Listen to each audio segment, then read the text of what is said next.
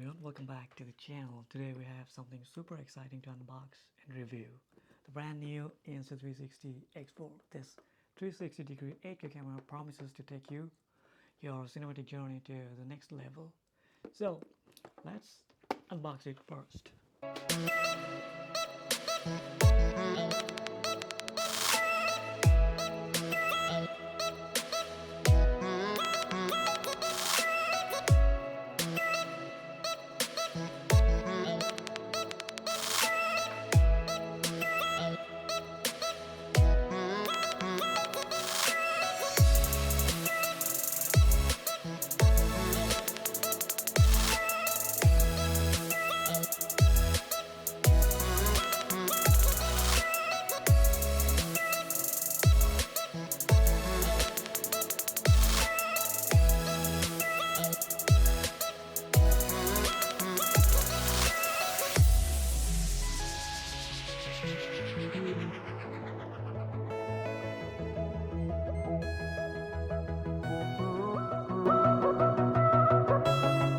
Here is the Insta360 X4. It's incredibly lightweight and fits perfectly in your hand. The build quality feels premium with a sturdy yet sleek design. The dual lens setup looks fantastic and promises seamless 360-degree footage. On the front, we have a power button, a small LED indicator. On the other side, there is USB-C port for charging and data transfer. And at the bottom, a standard tripod mount, simple and functional. Now let's put the Insta360 X4 to the test. I've been using it for the last 1 month since it was released about 2 months ago. Many of you have already watched my previous generation X3 unboxing and review, but now I upgraded to X4. I took it to underwater, a rock band commercial, dog agility park, mounted in my bike and car, explored a new city called Kokla, and many other places.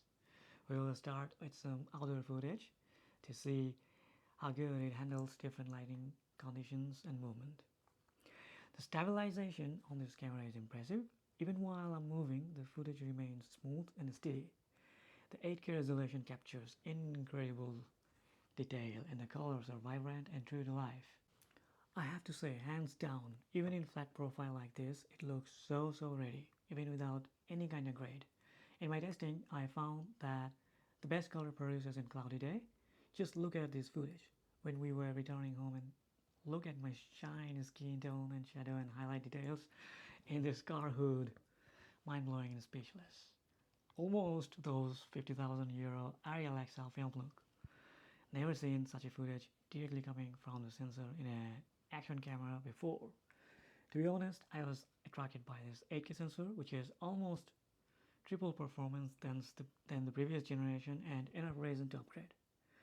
I usually shoot in flat profile with auto exposure and auto white balance because this kind of small action camera struggles a lot with manual settings. I'd highly suggest to shoot in flat profile and play with the footage afterward in the post-processing. Even though this is 10-bit footage, but you cannot push it too much in the Vinci Resolve. Another pro tip for highest quality footage is set the highest bitrate, which is 200 megabit per second, and sharpness to medium or low. Never use high sharpness because then your footage will look like digitally sharpened and not cinematic at all. Trust me, when you set the highest bitrate in 8K and sharpness to medium, your footage will come out the best, and you almost don't need any complicated grading skills. When you reframe, it's not 8K camera anymore. Your reframed footage will be 4K. So it's not an 8K camera, to be honest, but it's squeezing its data from a huge 8K file to 4K, which tells how capable it is. Your file size is gonna be huge, like 1.5 gigabyte per minute. So if you shoot 60 minutes, it's gonna be around 80 gigabyte file. That's not the end. You also need a very capable memory card that can write that fast. Once I got slow write speed error message with my old generation V30 memory card, and I instantly decided to upgrade my memory card. Now I use this SanDisk Extreme Pro 256 GB V30 190 megabyte read and 140 megabyte write card, which is the highest speed memory card in the market right now.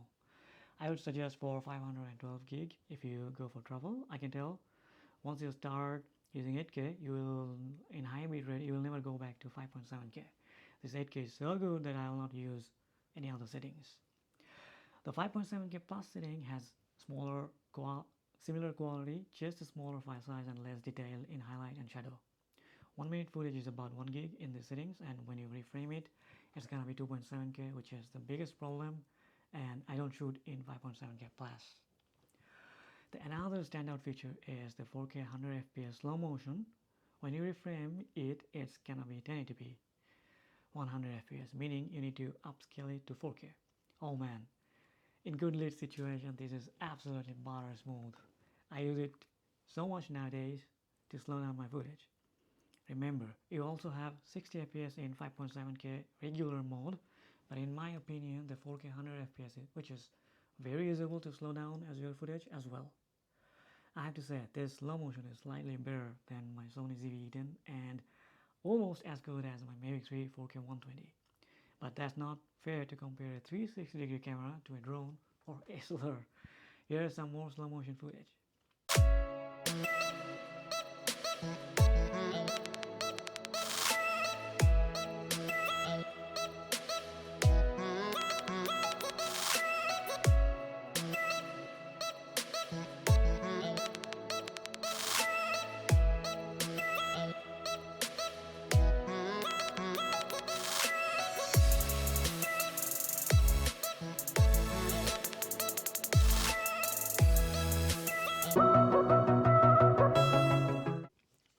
The 72 megapixel 360-degree camera for stills is another standout feature. I love the 360-degree photo that came out straight from it. When you reframe it, the file is gonna be JPEG, and truly you don't need any kind of color grade because the color science is already so good and ready to use. Unfortunately, there's no raw file for reframed photo. The HDR photos are bright and everything goes in focus. No matter how fast memory card you use, it takes about 10 seconds to save the file, which is disturbing. They should fix this. The 11K time-lapse mode is mind-blowing. You can also make time-lapse with the regular 8K mode and fast it forward in the desktop app. In my opinion, recording 30 minutes in 8K 30 FPS and then just fast it forward according to your desired length is the best option for creating time-lapse. My longest time-lapse until today was about 30 minutes, and I noticed the camera goes hot, but not as hot as your microwave. It was still functioning and there was no overheating or lag or error message. In regular 5.7K mode, the videos look like the previous generation and way less details in highlights and shadow compared to 8K. Here are some time lapses in different settings. You can check the quality.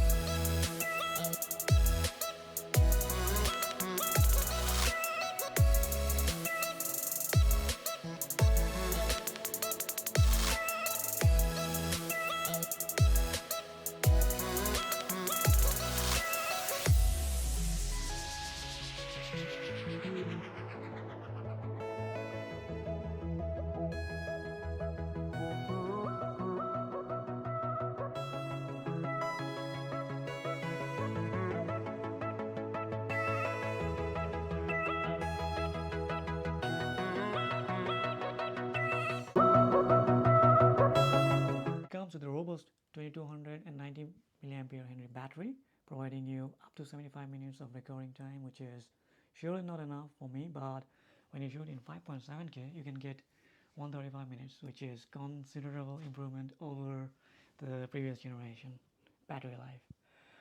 It supports fast charging, 80% in 25 minutes and 100% in 57 minutes, which is incredible. The app interface is intuitive, allowing you to preview shots, control settings, and even edit your footage on the go. I'm not a huge fan of phone editing, and I can surely tell this 8K editing on your phone gonna be buggy and slow. So using Insta360 Studio Desktop app is probably the best idea. They added so many new features to the desktop app and I like it now. Plus the X4 supports real-time live streaming, which is game changer for vloggers. The X4 is slightly large and heavier than the X3, about 205 grams in weight, but it retains a rugged build, being waterproof up to 10 meters. The design also includes new protective lens guards and a large 2.5-inch touchscreen for easy. Here are the accessories that I use. First, the 35 centimeter invisible stick. This is very well designed and you can also use it for a bullet time effect. I also have 3-meter long selfie stick which I use for faking FPV. I also have a couple of hand mount, chest mount, head mount, bike mount, etc. You can also attach your microphone directly to your USB-C port or even in Bluetooth connection. Very handy. Here is a quick audio and vlog test.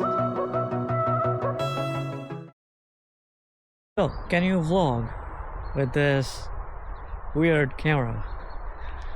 This thing is totally subjective in my opinion because different people like different type of shots. As for example, some people like the wide view, some people don't, and some people are curious what's happening behind you. As for example, right now there's not much thing happening around me and I'm just walking into the forest, and for this type of case maybe it's not the right one, but if you are in a busy road or in a concert or there's a lot of things happening around you, in that kind of situation this kind of gear helps a lot. And also when you don't know what to shoot and how to shoot, this is like a savior because this is 360. You can reframe it later and you can post however you want. I think this is what makes the huge difference here if you compare it to other cameras. The low light situations, especially indoors, there's gonna be a lot of noises as it has half-inch sensor, but they have improved it a lot compared to the previous generation. But noise is obvious in 360-degree cameras. You need to have the Vinci Resolve, which costs around 350 euros to remove noise, and for this Vinci Resolve you also need a capable decent computer which might cost you another 2,000 to 3,000 euros, and because of this huge file size you need at least 16 terabyte hard drive that costs over 300 euro per piece. I have a couple of them, so basically it's gonna make you bankrupt. If you already have these things like I do, then it's not a big deal, but for many of you it's not gonna be. Tip number 1, try to always use voice or AI hand gesture to take photo or video. If you use the physical button, I can surely tell you'll break the button like I did with my previous Insta. The physical button is badly designed and you have to press it so hard. Sometimes it doesn't detect the voice command, but they are improving. Tip number 2, you can easily fake FPV shots with the 3-meter or even the 35 centimeter invisible stick. Just move or run in a straight direction and add some angle in post. It's super easy. There are many areas restricted for drones and you can fake FPV with this stick. Tip number 3, you can send your Insta on top of your Mavic series drone if you have mounting accessories like I have. I have a dedicated video tutorial in my channel where I showed how I mounted my Insta360 on top of a Mavic 3. You can have impossible aerial shots in this way. Please don't do it over crowd or busy city area, and definitely not in a bad weather. Tip number 4, you can take your Insta up to 10 meters underwater without any kind of housing. Do not use lens guard cause water goes inside and you have unusable bubble footage.